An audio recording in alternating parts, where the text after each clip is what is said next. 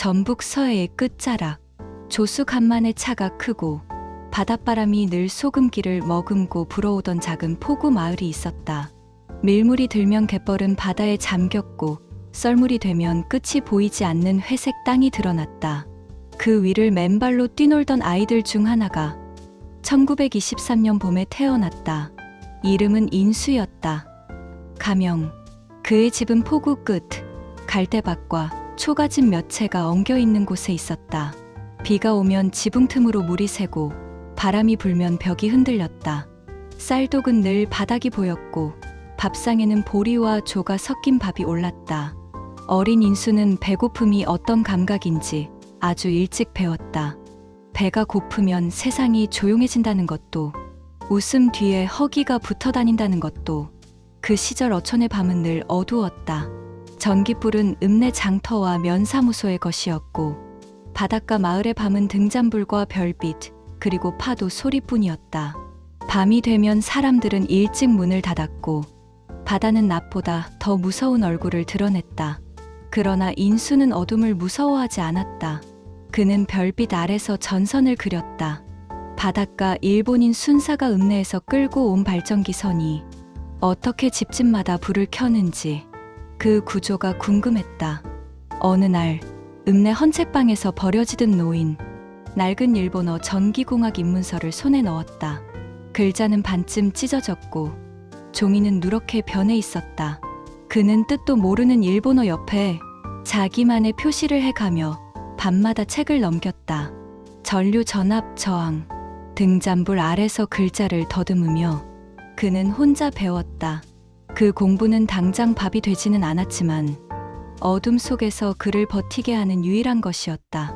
1939년 겨울, 바다는 유난히 차가웠고 그의 집안에는 더 큰 추위가 들이닥쳤다. 아버지가 폐렴에 걸렸다. 기침은 날이 갈수록 깊어졌고 숨소리는 물에 잠긴 것처럼 가라앉았다. 어머니와 인수는 산 너머까지 약을 구하러 다녔지만 약은 비쌌고 돈은 없었다. 봄이 오기 전 아버지는 조용히 숨을 거두었다. 초라한 장례였다. 상여는 마을 사람들이 들어주었고 인수는 상복을 입은 채 자신이 더 이상 아이가 아니라는 사실을 깨달았다. 17의 나이에 그는 집안의 기둥이 되었다. 가난한 어촌의 가장, 그것이 그의 몫이었다. 장례가 끝난 날 인수는 바다를 오래 바라보았다. 파도는 아무 일도 없다는 듯 들고 났다. 그 앞에서 그는 속으로 다짐했다. 이 손으로 가족을 먹여 살리겠다. 그는 읍내에 있던 일본 전기회사 분소로 들어갔다. 조선인 말은 통하지 않았고 일본 말이 지배하는 공간이었다. 금속 냄새, 기름 냄새, 그리고 조선인 노동자를 내려다보는 눈빛들. 그는 말없이 배웠다. 전선의 굵기, 피복을 벗기는 각도, 납땜의 온도. 손은 늘 베이고 화상으로 부풀었다. 하루 12시간, 임금은 쥐꼬리였지만 퇴근길에 동전 몇 잎을 쥐고 그걸로 쌀 한 대박을 사서 집으로 돌아왔다. 밤이면 그는 동생들의 얼굴을 하나씩 쓸어보았다. 5 중 막내는 아직 전내가 났고 둘째는 그의 손을 붙잡으며 말했다. 형, 나도 전기 배울래. 그는 웃으며 대답했다. 그래, 언젠가는 우리 집에도 불을 켜자. 그 말은 희망이었고 약속이었다. 1942년 봄, 전북의 바닷가 마을에 확성기 소리가 울렸다. 조선 청년들은 즉시 마을회관 앞으로 집결하라. 북소리가 새벽 공기를 찢었다. 일제의 징용이었다. 인수는 얇은 보자기 하나를 들고 마당을 나섰다. 어머니는 끝까지 그의 허리춤을 붙잡고 있었다. 인수야, 돌아올 거지? 그는 대답하지 못했다. 주머니 속에는 외삼촌이 쥐어준 인삼주 병이 있었다. 이게 널 지켜줄 거야. 어른이 되었다는 표식 같은 것이었다. 부산행 징용 열차는 쇠소리를 내며 출발했다. 기름 냄새, 땀 냄새, 울음이 창문에 들러붙었다. 인수는 전기회사 경력 덕에 전기기술자 소대장으로 뽑혔다. 그의 소대는 35명. 대부분 이름도 글자도 모르는 농촌 청년들이었다. 그중 성만이라는 청년이 있었다. 그는 밤마다 담요를 덮고 흐느꼈다. 형님, 어머니 혼자 계신데 나 도망치고 싶어요. 그 말은 인수의 가슴을 찔렀다. 자신의 어머니 얼굴이 떠올랐다. 마당 끝에서 밥은 꼭 챙겨 먹어라라며 울던 그 얼굴. 그날 밤 인수는 몰래 보자기를 열었다. 그 속엔 큰 인삼주 병이 있었다. 이게 너를 살릴 거야. 외삼촌의 목소리가 귓가에 맴돌았다. 열차가 부산으로 향하는 도중 인수는 일본인 인솔자 사토에게 다가갔다. 이 술 인삼주입니다. 마셔보시겠습니까? 사토는 처음엔 코웃음 쳤다. 조센징 술은 싫다. 그러나 몇 번을 권하자 그는 호기심이 생겼는지 병을 들었다. 하, 꽤 향이 진하군. 그는 한 모금, 두 모금 결국 병째로 들이켰다. 술 냄새와 기차의 쇳소리가 섞였다. 밤이 깊자 사토는 바닥에 쓰러졌다. 인수는 조심스레 성만의 어깨를 흔들었다. 지금이야. 뛰어. 형님, 들키면 형님도 죽어요. 괜찮다. 어머니가 기다리잖아. 그는 창문을 살짝 열었다. 밤 공기가 차갑게 스며들었다. 열차가 속도를 늦추는 순간 성만은 어둠 속으로 몸을 던졌다. 바람이 그의 얼굴을 스쳤고 멀리서 개 짖는 소리와 함께 성만은 사라졌다. 인수는 천천히 창문을 닫았다. 심장은 터질 듯 뛰었고 손끝은 얼어붙었다. 점검이 시작되자 사토는 비틀거리며 물었다. 몇 명이지? 35명입니다. 인수는 눈 하나 깜빡하지 않았다. 그의 목소리는 돌처럼 단단했다. 그날 밤 그는 처음으로 살인을 하지 않고 사람을 살렸다. 배는 바다를 건너 일본 오사카로 들어왔다. 그곳은 하늘이 잿빛이고 매연 냄새가 코를 찔렀다. 바다는 더 이상 바다가 아니었다. 기름과 잿빛 물이 뒤섞인 죽은 물이었다. 미쓰비시 전함 조선소. 철문을 통과하는 순간 인수는 이곳이 공장이 아니라 거대한 짐승의 배속이라는 걸 느꼈다. 안에서는 늘 소리가 울렸다. 망치가 철판을 때리는 소리, 용접 불꽃이 터지는 소리, 그리고 사람이 신음하는 소리. 조선소의 바닥은 늘 젖어 있었다. 물인지 기름인지 아니면 사람의 피인지 구분할 수 없었다. 조선인과 중국인 노동자들은 번호로 불렸다. 이름은 필요 없었다. 죽으면 숫자가 하나 줄 뿐이었다. 인수는 전기 배선부로 배속되었다. 전함 내부. 햇빛이 닿지 않는 철판 틈으로 몸을 구겨 넣어야 했다. 머리를 조금만 들면 철판에 이마가 찢어졌다. 기어가다 보면 배 아래쪽에서 용접 불꽃이 쏟아졌다. 불꽃이 떨어질 때마다 작업복에 불이 붙었다. 사람들은 소리를 지르지 않았다. 소리를 지르면 감독이 왔기 때문이다. 조센징, 빨리 안 해. 채찍은 없었지만 말 한마디가 채찍이었다. 인수의 손은 항상 떨리고 있었다. 그러나 그는 멈추지 않았다. 전선 하나가 잘못 깔리면 전함이 아니라 사람이 먼저 죽었다. 그는 동료들에게 낮게 말했다. 내 손 보고 따라해. 전선은 생명줄이다. 밤이면 숙소로 돌아왔다. 그곳엔 침대가 없었다. 사람들이 서로의 다리를 베고 누웠다. 등 위에 등이 얹히고 숨 위에 숨이 얹혔다. 그날도 한 명이 돌아오지 않았다. 아무도 이름을 묻지 않았다. 아침이 되면 그의 자리에는 다른 번호가 들어왔다. 1944년 3월. 사이렌 소리가 하늘을 찢었다. 처음엔 아무도 믿지 않았다. 사이렌은 늘 울렸고 늘 아무 일도 없었기 때문이다. 그러나 그날은 달랐다. 하늘이 움직이고 있었다. 검은 점들이 구름처럼 몰려왔다. 그리고 떨어졌다. 폭탄은 소리보다 먼저 빛을 냈다. 번쩍. 다음 순간 세상이 뒤집혔다. 전함 조선소가 흔들렸다. 철판이 종이장처럼 찢어졌다. 불붙은 기름이 바다로 흘러들었다. 사람들이 뛰어나왔다. 그러나 어디로 뛰어야 할지 아무도 몰랐다. 형님, 지금입니다. 인수는 그 순간을 기다리고 있었다. 폭격은 기회였다. 죽을 기회이자 살아나갈 유일한 기회. 그는 5명을 불렀다. 지금 안 가면 여기서 다 죽는다. 그들은 무너진 담장을 넘었다. 도시는 불타고 있었다.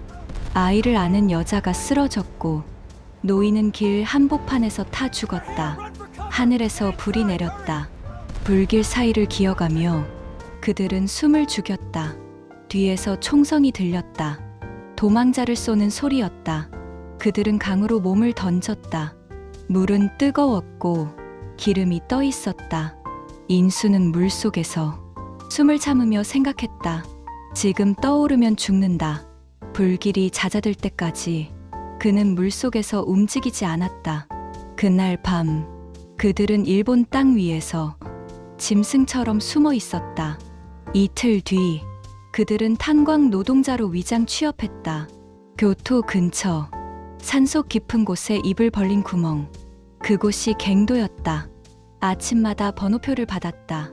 그 숫자가 그날 살아있는 사람의 명단이었다. 갱도 안은 낮과 밤이 없었다. 시간도 없었다. 공기는 눅눅했고 숨을 들이쉴 때마다 검은 먼지가 폐로 들어왔다. 쿵쿵 곡괭이 소리는 사람의 심장처럼 울렸다. 한 번 실수하면 천장이 무너졌다. 어느 날 돌무더기가 인수의 어깨를 덮쳤다. 숨이 막혔다. 눈앞이 하얘졌다. 그는 흙 속에서 어머니의 목소리를 들었다. 인수야, 아직 살아있지? 그는 이를 악물고 팔을 뻗었다. 손끝에 공기가 닿았다. 그날 이후 어깨는 펴지지 않았다. 그러나 그는 다시 갱도로 내려갔다. 죽은 사람은 못 돌아간다. 나는 살아야 한다. 동료들은 그 말을 반박하지 않았다. 곡괭이를 들면 통증이 팔을 타고 올라왔고 숨을 깊이 들이쉴 때마다 폐 안에서 모래가 굴러가는 소리가 났다. 아침마다 번호표를 받았다. 쇠로 만든 작은 폐, 차갑고 무거웠다. 그 숫자가 오늘 자신이 살아있다는 유일한 증거였다. 갱도 안에서는 시간이 흐르지 않았다. 낮도 밤도 없었다. 오직 배고픔과 통증만 차례 없이 찾아왔다. 사람들은 말을 아꼈다. 말을 하면 기운이 빠졌기 때문이다. 대신 호흡으로 서로의 존재를 확인했다. 옆에서 숨을 쉬고 있으면 아직 죽지 않았다는 뜻이었다. 인수는 고개를 돌리지 않았다. 돌아보는 순간 자신의 차례가 될 것 같았기 때문이다. 그날 저녁 번호표는 하나 줄었다. 아무도 이름을 묻지 않았다. 묻지 않는 것이 이곳에서 살아남는 방법이었다. 밤이 되면 그는 눈을 감고 집을 떠올렸다. 폭우의 냄새, 젖은 그물, 등잔불 아래에서 동생들이 졸던 얼굴, 그리고 어머니의 손, 밥은 먹었냐? 그 한마디, 그 말을 다시 듣기 위해 그는 내일도 갱도로 내려갈 생각을 했다. 1945년 8월 15일. 그날은 아침부터 이상했다. 일본 감독이 번호표를 늦게 나눠주었고 소리를 지르지 않았다. 정오 무렵 갱도 입구의 확성기에서 낯선 말이 흘러나왔다. 전쟁이 끝났다. 처음엔 아무도 반응하지 않았다. 누군가 말했다. 거짓말이겠지. 그러나 일본 감독들이 짐을 싸기 시작했다. 서류를 태우고 눈을 피했다. 그제야 사람들이 울기 시작했다. 울음은 기쁨이 아니라 긴장이 풀릴 때 나는 소리였다. 인수는 하늘을 올려다보았다. 햇빛이 눈을 찔렀다. 너무 밝아서 눈을 감았다. 그는 속으로 말했다. 살았다. 그 말 하나로 모든 설명이 끝났다. 며칠 뒤 그는 귀국선에 올랐다. 배는 낡았고 가파는 비에 녹슬어 있었다. 사람들은 서로의 얼굴을 보지 않았다. 보면 누가 돌아오지 못했는지 알게 될 것 같았기 때문이다. 바다가 흔들릴 때마다 배 안에서는 기침 소리가 났다. 누군가는 도중에 숨을 멈췄고 그 시신은 조용히 바다로 내려갔다. 인수는 아무 말도 하지 않았다. 그저 손을 내려다보았다. 부풀고 굳고 상처로 가득한 손. 이 손으로 집에 돌아간다. 그 생각 하나로 버텼다. 부산항에 닿았을 때 그는 배에서 바로 내리지 못했다. 땅이 너무 단단해 보였기 때문이다.